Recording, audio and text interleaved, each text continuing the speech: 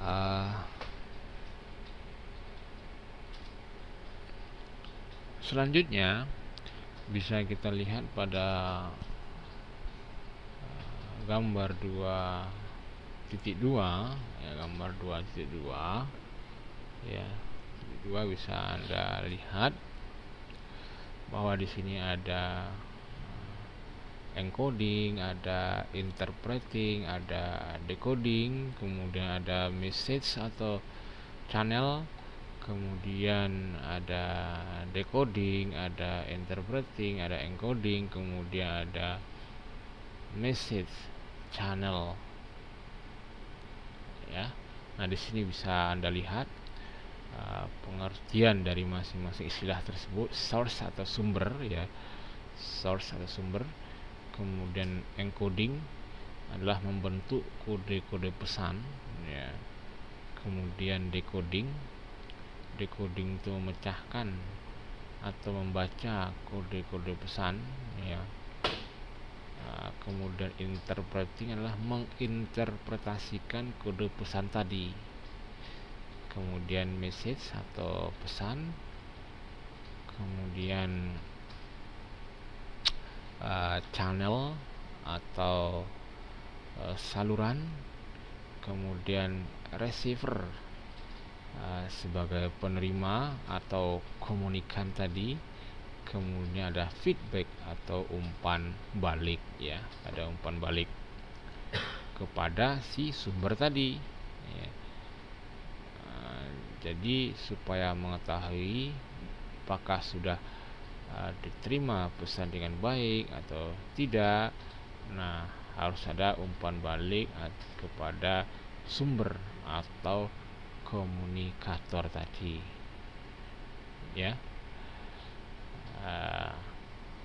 Kemudian untuk cuplikan dialognya bisa nanti Anda lihat pada buku pedoman ya, pengantar ilmu komunikasi halaman 2.4 ya. Di sana bisa Anda lihat cuplikan dialog mengenai gambar ini ya. Oke, sebagai umpan balik saya juga kepada Anda yang berada di mana saja yang sedang online dengan saya pada saat ini, apa semua bisa mendengar suara saya dengan jelas atau tidak? Apa bisa dengar suara? Oke, kita lanjutkan ya. Nah, ini yang dijawab sama, udah jawab Mbak Prima, Mbak Grace ya. Jadi pada malam hari, kemudian juga bisa dengar sama Siti Fajriah. Oke, kita lanjutkan ya. Pada slide yang ke-6 ya, slide yang ke-6 ya, ini adalah slide yang ke-5, ini adalah slide yang ke-6. Masih kegiatan belajar pertama. Menurut Wilbur Scrum ya, suatu proses atau kegiatan komunikasi akan berjalan baik ya apabila terdapat overlapping of interest, pertautan minat dan kepentingan ya di antara sumber dan penerima ya.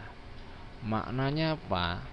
Overlapping of interest atau dalam bahasa Indonesia adalah pertautan minat dan kepentingan ya. Jadi memiliki minat yang sama, kepentingan yang sama ya, sehingga nantinya kemungkinan ya atau probabilitas pemahaman pesan tersebut menjadi lebih tinggi. Nanti kita bahas ya. Nah, di sini yang poin kedua, untuk terjadinya overlapping of interest dituntut adanya persamaan atau kerangka referensi dari kedua pelaku komunikasi. Ya. Kemudian kerangka referensi adalah antara lain menunjukkan pada tingkat pendidikan, pengetahuan, latar belakang budaya, kepentingan, orientasi dan lain sebagainya. Di sini yang saya tandai dengan tulisan berwarna merah ini, artinya adalah semakin besar kerangka referensi, maka semakin besar juga overlapping of interest. Jadi semakin besar kerangka referensinya, maka semakin besar juga pertautan minat dan kepentingan. Nah, contohnya seperti apa? Ya. Misalnya ketika Anda seorang mahasiswa jurusan ilmu komunikasi, apabila Anda berbicara sesama mahasiswa ilmu komunikasi, yang Anda bahas itu misalnya apa sih pengertian dari komunikasi, ya. Nah, Anda sesama mahasiswa ilmu yang mengambil atau masa ilmu komunikasi tersebut lebih mudah memahaminya, ya. Anda berkomunikasi satu sama lain sesama mahasiswa ilmu komunikasi akan cepat nyantolnya, ya. Kenapa? Latar belakangnya sama, ya. Kemudian pendidikannya sama dalam hal jurusan. Nah, apabila Anda berbicara masalah komunikasi dengan orang yang tidak tamat SD misalnya kan, atau hanya seseorang yang hanya sampai kelas 3 SD misalnya kan. Nah, ini apa yang Anda bicarakan, walaupun dia mendengarkan dengan baik, tapi dia tidak mengerti, ya. Tidak akan terjadi nanti istilahnya match, ya. Apa yang Anda omongkan tidak sesuai dengan apa yang Anda inginkan, ya, karena sudah berbeda. Nah, ini yang dinamakan dengan kerangka referensi. Makanya di sini saya tulis, apabila semakin tinggi kerangka referensi, maka semakin besar overlapping of interestnya. Oke, coba Mbak Prima bisa dengar saya. Coba berikan contoh yang lainnya, ya.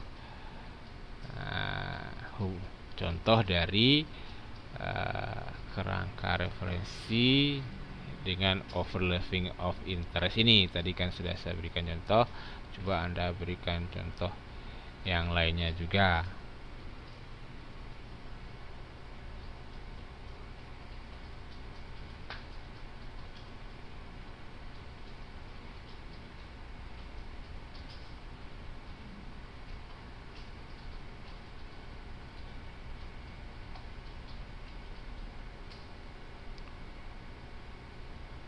Oke.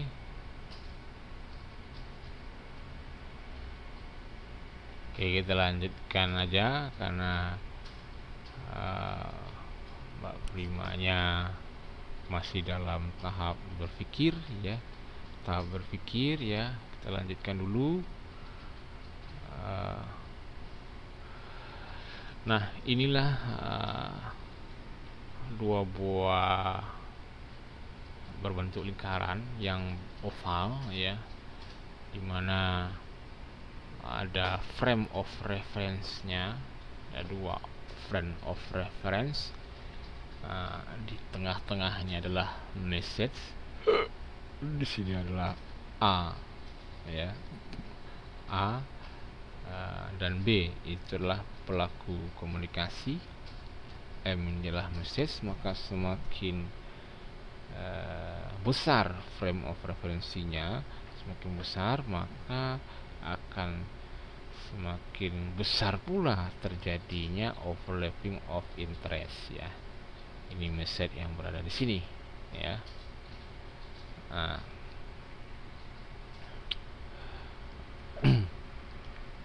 oke.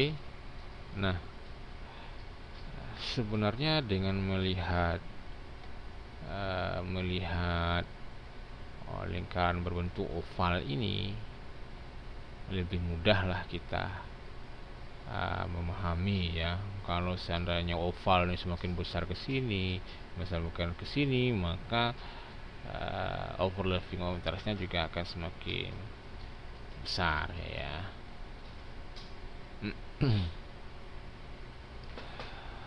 Oke. Bagaimana Mbak Prima?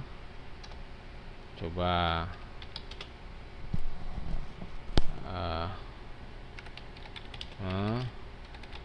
berikan contoh yang hanya tentang overlapping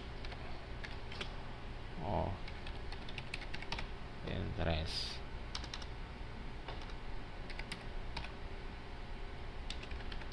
Nih